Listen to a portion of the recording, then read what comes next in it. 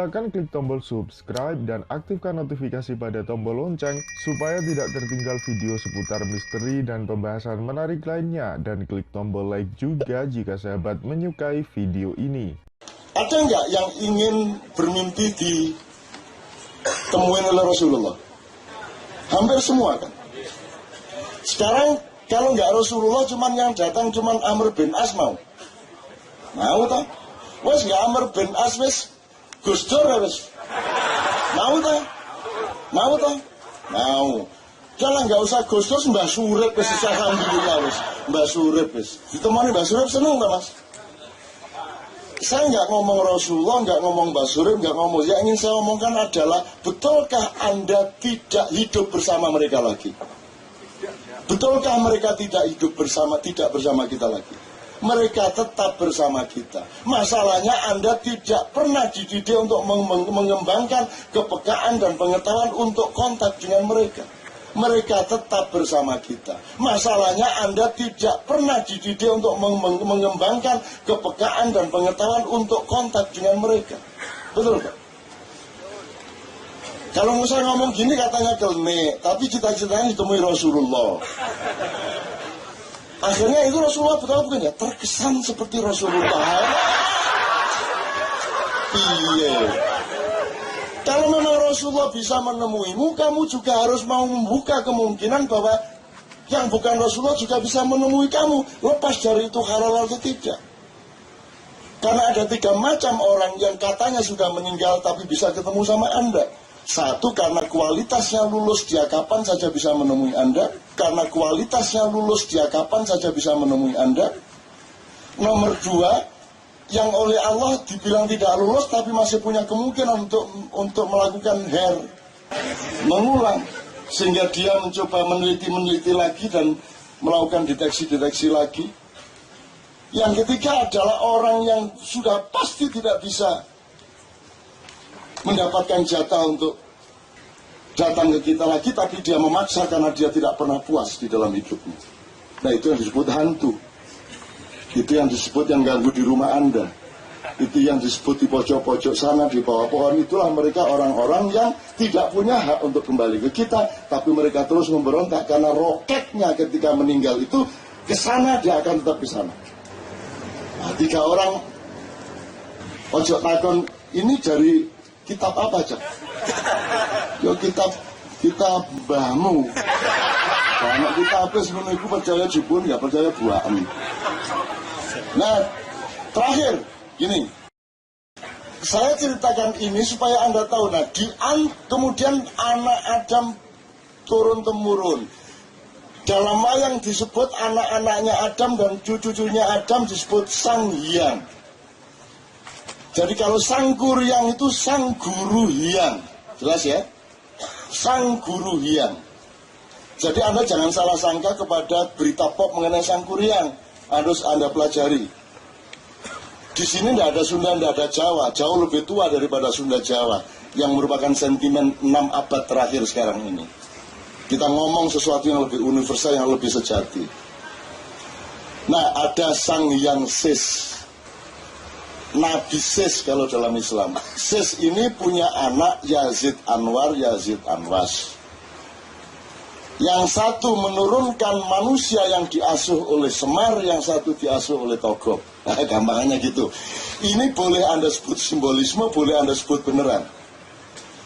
Tapi yang ingin saya katakan kepada Anda bukan itu terserah mau mempercayai atau tidak. Tapi saya ingin katakan sama Anda, setelah ada akselerasi populasi dari Adam ke anaknya, cucunya, dan seterusnya, kelengkapan-kelengkapan itu kemudian terdistorsi. Ada yang A, B, C, D, E, F, G lengkap, ada yang bangsa yang kemudian yang tumbuh cuma A, B, C tok, ada bangsa lain cuma D, E, F tok, ada yang C, D, E tok. Nah, saya ingin bilang sama Anda bahwa manusia Nusantara ini adalah satu-satunya bangsa yang tingkat kelengkapannya paling tinggi di antara semua anak cucu Adam. Anda tepuk tangannya menunjukkan bahwa Anda tidak yakin-yakin amat dengan pernyataan saya, betul enggak? Terserah enggak apa-apa. Tapi masukkan itu menjadi filemu untuk supaya kamu tahu suatu hari, iya ya saya lengkap ya saya. Gini bisa, gitu bisa. Pas sembayang, pas nyolong. Ya kan? Pas korupsi, pas umroh, gitu kan. Pokoknya ada seksi masing-masing gitu kan. Dan pokoknya Anda punya kelengkapan yang luar biasa. Coba pelajari genetik, ginekologi, coba pelajari sosiologi, pelajari antropologi. Anda lihat kelengkapan Anda. Kenapa Anda terpuruk? Justru karena Anda lengkap. Dan sudah 6 abad ini tidak bisa memaintain kelengkapannya. Tidak bisa menjadi subjek dari dirinya sendiri. Mending orang cuma dagang soto, konsentrasi ke soto jadi besar.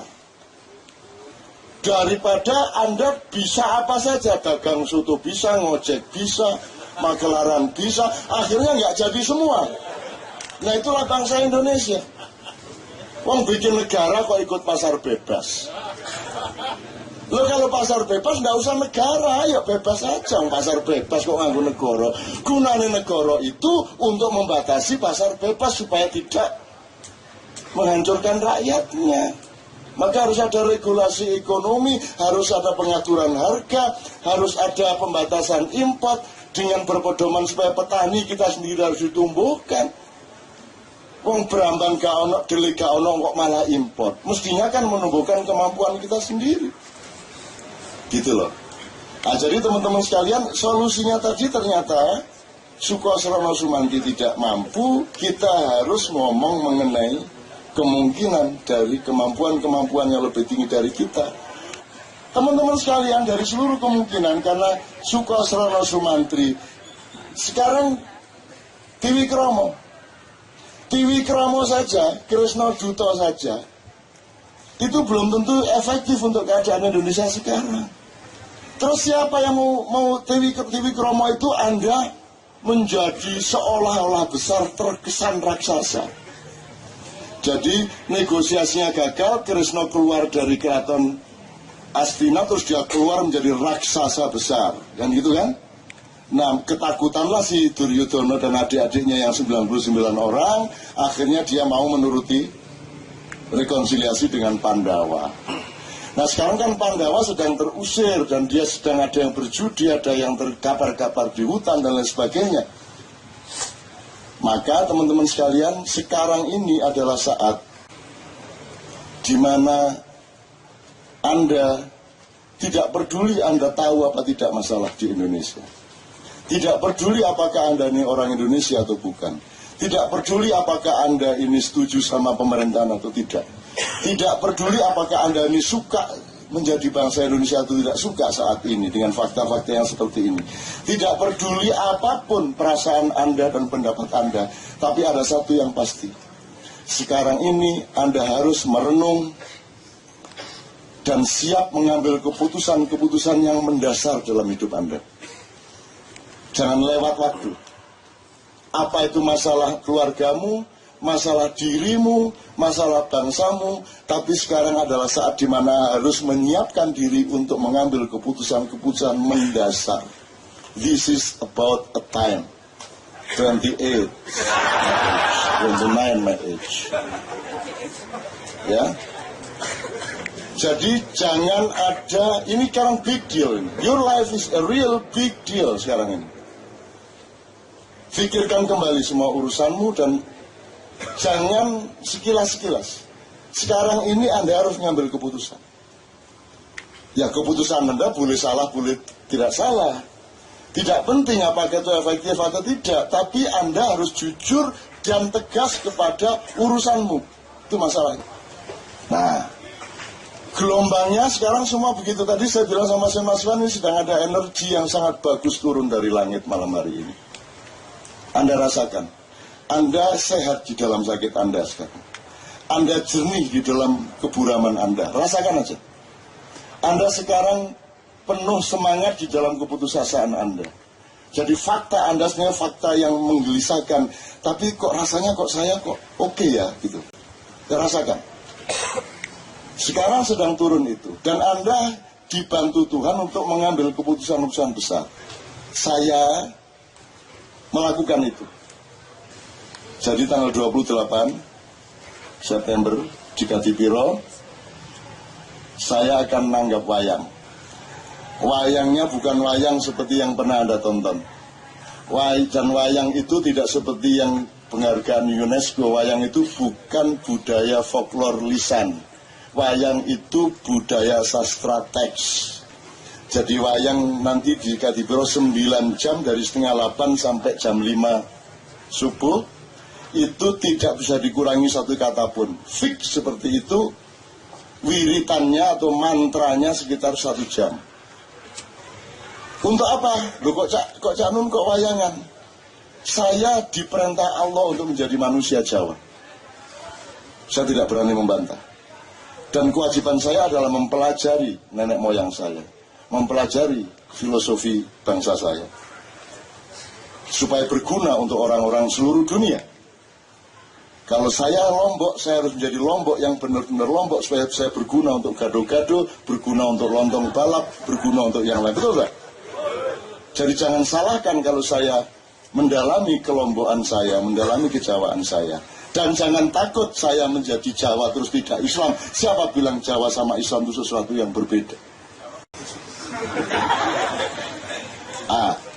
Wayang itu 9 jam. Yang saya ambil adalah lakon yang belum pernah dipentaskan oleh siapapun, yaitu Seno Suci. Bukan Bimo Suci, Seno Suci. Loh, untuk apa wayangan? Loh, ini sama dengan kalau NU Istighosah. Kok ruwet sampean? Sama dengan sampean silo esok-esok ala Gusti Allah utang kula mboten saged mbayar. Ayo padha karo iku. Niatnya cuma itu. Jangan ngomong klenik ya, jangan ada yang ngomong klenik. Kecuali Anda bisa menjelaskan kepada saya apa kata klenik itu. Apa artinya klenik? Who can explain that? 29 my age. I am from the birthday of Jombang. Apa artinya klenik? Klenik itu apa artinya? Terangkan secara epistemologis. Ayo siapa? Itu bahasa Jawa, bahasa Kawi, Sanskerta modern, Sanskerta kuno, Arab, Urdu, Swahili, Latin. Bahasa mana itu klenik? Kenapa kamu selalu keluar dari mulutmu kata yang kamu sendiri tidak pernah mengerti? Silakan klik tombol subscribe dan aktifkan notifikasi pada tombol lonceng supaya tidak tertinggal video seputar misteri dan pembahasan menarik lainnya, dan klik tombol like juga jika sahabat menyukai video ini.